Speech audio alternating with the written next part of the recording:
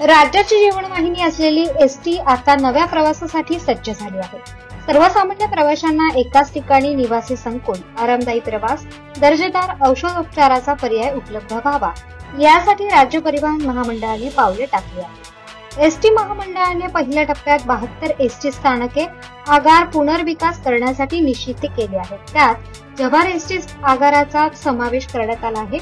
याबाबत सामाजिक कार्यकर्ते ॲडव्होकेट पारस सहाणे यांनी मागील महिन्यात परिवहन मंत्री प्रताप सरनाईक यांची भेट घेऊन एसटी आगाराच्या परिवहन मंत्री यांच्याकडे मांडल्या होत्या। त्यामुळे आगाराचे रूप पालटणार आहे। प्रवाशांच्या अडचणी सोडवण्याच्या दृष्टीने एसटी महामंडळातील विविध जागांचा पुनर्विकास करण्याचा निर्णय एसटी महामंडळाने घेतला आहे।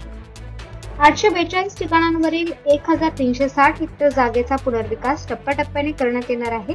पुनर्विकास होणारी जागा 99 वर्षांच्या भाडेकरारावर विकासकाला देण्यात येणार आहे। एसटी पुनर्विकास प्रकल्प राबवताना केवळ शहरी किंवा जिल्ह्याच्या ठिकाणांवरील जागांना विकासकांचा प्रतिसाद मिळत आहे। यामुळे निमशहरी आणि ग्रामीण स्थानक आगारांकडे दुर्लक्ष होत होते। हे टाळण्यासाठी त्रिस्तरीय धोरण करून शहरातील स्थानक आगारांचा विकास करणाऱ्या 2 जागेचा विकासकाला अन्य विकास करावा लागतो। एसटी जिल्ह्याच्या जागांच्या मोबदल्या ठिकाणी 100 खाटांचे रुग्णालय, तालुका आणि ग्रामीण ठिकाणी रहिवासी संकुल, बाजारपेठांची उभारणी होणार। एसटी स्थानकात बस पोर्टच्या धर्तीवर सुविधा निर्माण होणार आहे।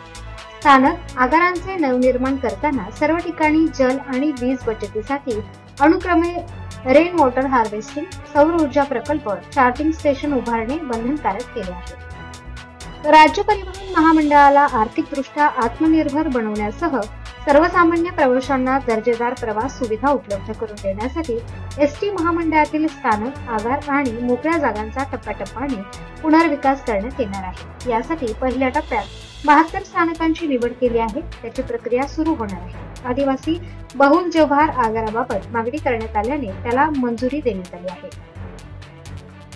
प्रताप सरनाईक, अध्यक्ष एसटी महामंडळ तथा परिवहन मंत्री, प्रयत्नांना यश आले असून एसटी प्रवास व कर्मचाऱ्यांच्या समस्या सोडवण्यासाठी वेळोवेळी परिवहन मंत्री सरनाईक यांच्याकडे पाठपुरावा सुरू आहे। येत्या काळात नवीन बसेस व आगार व स्थानकांचा कायापालट होणार असून त्या ठिकाणी रुग्णालय, बाजार संकुल व कर्मचाऱ्यांना इमारती तयार केल्या जाणार आहेत। ॲडव्होकेट पारस सहाणे, प्रबंधभूमी महाराष्ट्रासाठी राजेश गोडे, जव्हार, पालघर। ताज्या व महत्त्वाच्या बातम्या बघण्यासाठी प्ले स्टोअरवर जा, प्रबंधभूमी ॲप डाउनलोड करा व या धावपळीच्या जीवनात अपडेट रहा।